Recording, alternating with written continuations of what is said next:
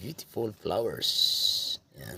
Iba-iba ang kulay sa kanyang flowers. So, merong orange, yellow, violet.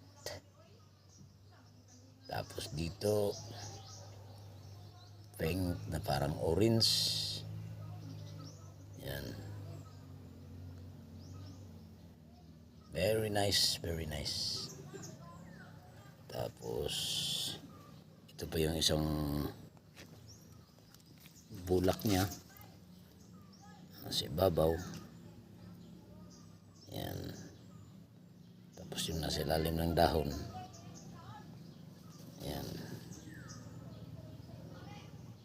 Magandang flowers to mga guys. Ayan o.